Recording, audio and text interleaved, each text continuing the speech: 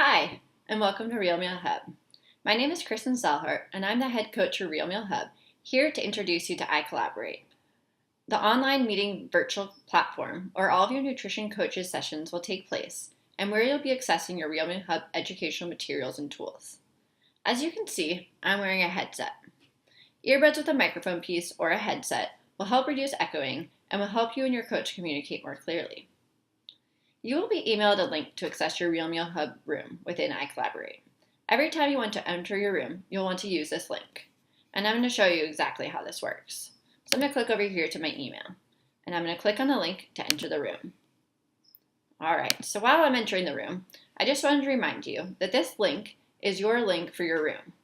You can share this link with other members of your family or anyone else who's supporting you in iCollaborate that you'd like to give access to your room. But please remember not to share this with anyone else because this is your private link and we would like to keep your information private, and this is only for you to access your room. Now I'm going to take you into your room, and once we're into the room, I'll be able to explain to you how you log in. Upon entering the site, iCollaborate will request permission for your camera and microphone access. If you're logging on for a coaching session, click Allow, which is this button here. When you enter the room to review your educational materials in between your coaching sessions, you can deny access to the camera and microphone, as you'll be in the room alone. But for this purpose, we're going to click Allow. Next, iCollaborate will prompt you to choose your device, webcam, microphone, and resolution. If you're experiencing video or audio lags, try lowering the resolution of your video. You'll also want to make sure you have audio and video both clicked. This is important when you're in the room with your coach. Then make sure your webcam is properly chosen. And I chose my headset because that's the audio that I'll be using. You can also click on this button, Start Recording Test, if you want to make sure that your audio and your video are working. And this will give you a 5-second test and it'll test it out. And then once you know that everything's working, you can click to continue. A whiteboard tips box will appear every time you log on to remind you about your whiteboard and what the capabilities are. After you've read this the first time, you can just simply click this X. And then upon entering the site every other time, you can simply click the X and move on. The first thing you need to do every time you enter the room is request moderation. This is this little guy right over here in the far left upper corner. This will give you access to your toolbar. This is important because this will allow you to be able to save whiteboards, to be able to draw on your whiteboards, and many other capabilities that are really important in iCollaborate. Now I'd like to explain whiteboards, where a lot of your activity will be taking place. To access your whiteboard, select the whiteboard icon, as I am right now. Now you can click on the whiteboard that you want to look at. So let's click on the Review whiteboard. Then you're going to click on this little arrow next to it, where you can load a file to the whiteboard. And this is going to show you a list of all the files you have access to that you can load into a whiteboard. This is things such as your cooking materials, education materials, meal making handouts, and anything else. And I'll be going over this in more detail in the Files tab, but this is one way to access the files that you'd like to upload into your whiteboard. There are 4 whiteboards. The first whiteboard I'll go over is the meal planning whiteboard. This is where you and your coach will spend time creating the meals for your week. And this is where you can come back in later and continue to populate the meals for your week so that you will have a beautiful meal plan. The next whiteboard I'll show you is the action plan whiteboard. This is where you and your coach will together be filling out your goals and also your motivator, and then talking about the habits that you'd like to form and the skills around that habit that will help you to reach your goal. So together you and your coach will fill this out, and it'll be up every week as a reminder so that you're able to track your progress. Then next we have the Review whiteboard. This is a multi-purpose whiteboard that will be used for many different functions, including reviewing your assessment and also each week reviewing your progress. And then also can be used as a place for putting new materials in that you want to review either during the session with your coach or after, as I explained in the beginning. So this is a very important whiteboard. Lastly, you have your action items whiteboard. This is where you and your coach will end each session, and your coach will put together a list of different items that they want you to work on during the week, We've broken it into different areas such as skills and recipes, shopping, and eating out, because we understand that there's different areas of eating well that you will be working on. In addition, we have your meal plan and shopping guide up at the top because we know that every week you'll be working on these 2 items. So those are your whiteboards. A few things to learn about whiteboards is to write on a whiteboard. You'll simply come up here to your toolbar, which, by the way, you can move your toolbar if it's in the way, depending on how big your screen is. You can pull anywhere you want up here out of the way, and you'll simply click on the text box. Then you'll come over here and you'll drag a text box just like you would in any kind of Word program. And say your coach decides to give you a recipe on chicken tacos, and it's at page 155 in the Fat Chance cookbook, which you've received. Then that'll be a reminder for you when you're looking for that that recipe of where to find it. If you need to re-click on a text box, if you want to come back to this text box, you can either click on it this way, or you can come up and say select an object, and you'll be able to click on the text box and you can edit it just the way you would any other text box. Other important things to know about whiteboards is how to save a whiteboard. So let's go back to our meal planning whiteboard. And let's actually add some text to it. So for breakfast, I'm going to put oatmeal in here. And this is just because I want to show you about the saving. Now, once you've done this, and you say, okay, I really want to save this whiteboard, you've done a lot of work to get this whiteboard filled out. You'll quickly come up here, and you'll click on the Save Whiteboard. And I'm going to move myself out of the way. There we go. And we'll say Session 1 Meal Plan. And then you'll go ahead and you'll click Save.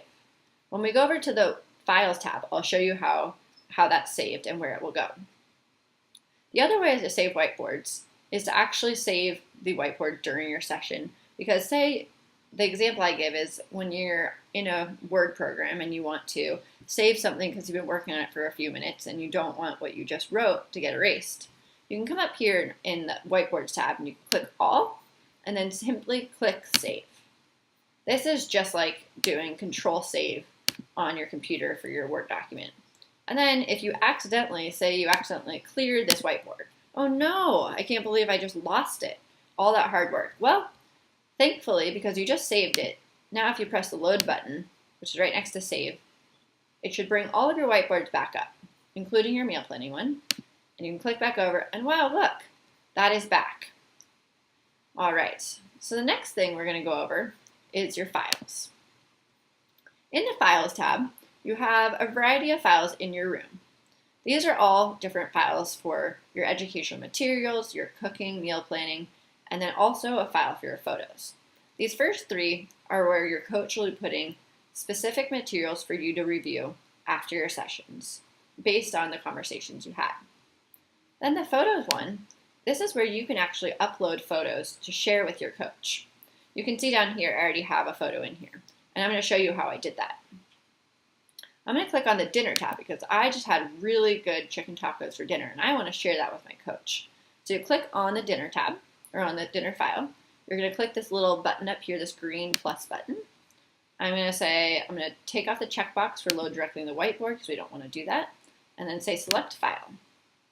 All right, so now I'm going to go to my Documents. I'm going to click on the chicken tacos, and then I'm going to simply go over here and I'm going to say Open. All right, and then I'm going to say Start Upload. So I'll bring my mouse over here, say Start Upload, and it's slowly going to upload into my file folder. It's important you click on the specific file folder you want that to go into.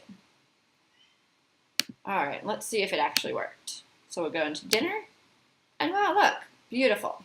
I have my chicken tacos. And now this picture is actually the chicken taco picture. I'll pull it in because I want to show you how I did that. All right, and then you can just resize this picture just like you would in a regular Word or a PowerPoint document. And you can resize it, and I just did exactly like that. So I had chicken tacos twice this week. Well, not really, but let's just pretend. And then you resize it, and wow, look, that's beautiful. So this is a great way for you as a participant to show your coach what you've been doing and how many improvements you've made to your meals in a very visual way. All right, so now that you understand how to use whiteboards and you also understand files, I want to show you one more thing in files that's really important, and that's how to download things. So let's go into your educational materials. So you have a few different items here that your coach has uploaded so that you will have access to them. and I say, okay, let's get this identifying motor vision challenges, and I want to upload this. So I'm going to double click on it, and now look, it shows you what it will look like, how many pages it has, and you're simply going to click on this little download PDF document, and it will download it onto your computer, and then you'll be able to access this outside of iCollaborate. That's really important because if you're outside of your room and you'd like to print out a document, this is the best way to do it. There's some other things to remember.